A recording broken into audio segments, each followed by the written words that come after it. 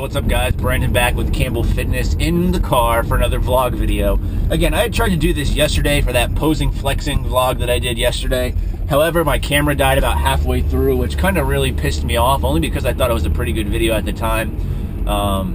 These ones are a little bit hard to do because I'm not still comfortable doing them, but I'm going to try to get better at them, and with anything, practice makes perfect. So I'm just headed out right now. It's early, it's about 7:30 in the morning. What I wanted to talk about today, however, was the subject of, well, it works for me. And this is kind of going to relate to training a little bit, but it's nothing concrete as far as science or studies. So hopefully it's going to be a little bit less formal with it. Just going to kind of talk about my own opinion. And this is something that I talk about a lot in my videos as is. I mean, you know, I try to give you guys the best information possible as far as based off of research and studies that I come across, as well as what I've tried and seen what has worked for me personally, again, based off a lot of these research and studies. So for this, one of the things that I typically say at the end of most of my videos, you know, in the end, it's your decision. You got to find out what works best for you. And that is because a lot of what we do, whether it be diet or training, is really still based off consistency. And regardless if there's studies or research to back up certain claims that we come out with, if it's not something that you can honestly see yourself doing day in and day out for, honestly, probably the rest of your lives or however long you're interested in training, it's probably not going to be an ideal routine or protocol for you. Again, even if there's studies or science to back it up, if it's not something that you can say, all right, this is something I'm comfortable doing and I enjoy doing every single day, then again, it's not going to work for you. That's why a lot of times with like diets and stuff, even though I really preach, you know, if it fits your macros or flexible dieting, whatever you want to call it, ideally for me, it's an easy dieting protocol to follow, meaning, you know, as long as I make sure that I hit my macronutrients, I get a diverse amount of food to make sure I get my micronutrients and my numbers are on pace with my goals, I can, for the most part, work in any kind of foods that I like. Whereas some other people kind of think this dieting protocol is, you know, hit your macros and then eat whatever else you want on top of it. Well, obviously that's not the case. That's not how it works. A lot of people are under the misconception that people that follow this kind of protocol just eat a bunch of shit. Eat cake all day, you know, eat high sugary foods, refined carbohydrates. That's not all they eat. And in fact, I find a lot of times most people that follow this kind of dieting protocol have a more diverse amount of food and actually are better about hitting all their micronutrients as well. Because people who look at the standard bro diet or clean diet, if you will, they kind of limit themselves to their food choices and they end up eating a lot of the same stuff. So, you know, the first things that pop to most people's mind are chicken, brown rice, and broccoli. And, you know, I still have those types of food a good amount of times throughout the course of the week just because it's quick, easy, simple to prepare, and it's very easy to flavor it to your personal liking. But sometimes people get too caught up in this whole eating clean thing and they think that's the only kind of foods they can have. And what they do, by again limiting their intake and the types of food they eat, they're not diversifying enough, they end up missing out on a lot of their actual micronutrients. So they end up becoming deficient in some stuff. And that starts to get into talking about using a multivitamin or not, and I'll do a video on that soon. Only because in that recent video I did on the supplement stack that I use, a lot of people were kind of, I think, I don't know if I'd say shocked, but I got a lot of comments about, you know, what, no multivitamin? And honestly, I try to get enough food in my diet where I don't think they're absolutely necessary. And again, if you look at a lot of the requirements for these vitamins throughout the course of the day, you know, these vitamins have like 5,000% of the recommended daily value. So it's really not that hard to get 100% value in a lot of these things. Now, kind of getting back on point here as I have a tangent, you know, getting off track as far as talking about vitamins and all this. Let's get back to, you know, if it works for me and how this applies. So this is oftentimes used as what some would think is a crutch or an excuse. So let's say they have a certain way of thinking about training or diet, and then someone else comes along and says, well, actually, based off of science and research and studies, this is actually shown to be more true than the way you're doing it. So it's a nice, polite way, and in some cases, the way people go about it, not so polite way to say you're full of shit, what you're doing isn't the best way to do things. And I think a lot of our fault here lies in our execution, which is obviously the case for everything in daily life. It's not just about what you say, but how you say it. So when I come through and I do a video on certain subjects and say, you know, this is what's most optimal, just because something is optimal or more beneficial doesn't mean what you're doing or what has worked for you in the past isn't going to show you results.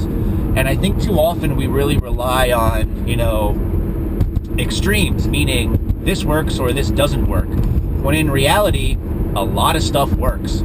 So, for example, let's just take bench press or training chest. Someone could go out and train chest every single day.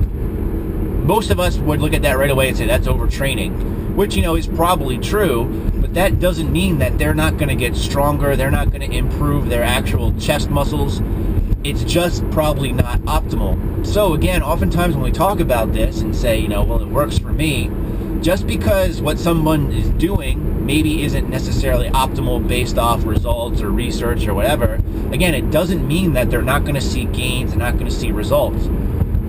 All too often we look at muscle gains, results, dieting. Again, we look at it as extremes, meaning, if this isn't on point exactly 100%, I'm not doing it right, which obviously isn't true. So there's people out there that don't train all the time. Maybe they don't track their macros. They don't count calories. They don't really think too much about stuff. They just go out and maybe go to the gym, or they try to eat quote unquote healthy when they can, and they can see great results still. However, for some of us that have been especially training for a long time, we know that we need to be more specific because we have very specific goals. That doesn't translate to everybody. Not everybody has the same goals that we have. And I think it's just kind of human nature to try to oftentimes impress upon other people our own thoughts and beliefs. And I really don't want to get into this only because it annoys the hell out of me. But like last night with the debates, so Obama and Romney debate, I didn't watch it, but everybody on Facebook's talking about it. And you get all these people's opinions, and they're very kind of hardcore about what they think.